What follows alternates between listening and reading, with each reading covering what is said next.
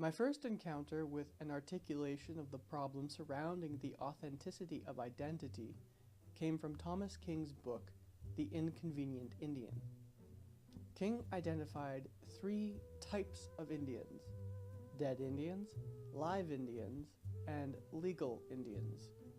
Dead Indians are the stereotypes and cliches that North America has conjured up out of experience and out of its collective imaginings and fears.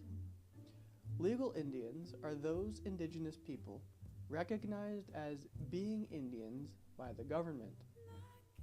Live Indians are all indigenous people living in North America today. Live Indians have been problematized and stripped of their humanity by the larger society. Images of the dead Indian are plentiful in Quebec. Take, for example, the fountain in front of the main entrance to the National Assembly. 2 statues reside here: fishermen with spear and a halt in the forest. They are meant to pay homage to the Indigenous contribution to Quebec's history.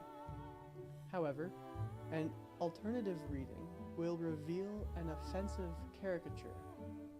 The figures are all mostly naked, wearing feathers and sporting a bow and arrow. They have no names, and they are part of a bigger pantheon of long dead beings. This can imply the mythological status of Indigenous people, at least in the eyes of the Quebec state. At least one community of Indigenous people refused to accept this label. During our trip to Wendake, a Wendat village, our class and I experienced the living legacy of a proud nation.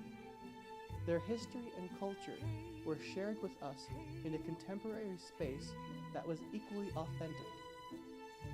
I hope that through inviting people to share in their experience, they will be able to shed the false belief that they are a primitive lot slowly fading away into the mists of time.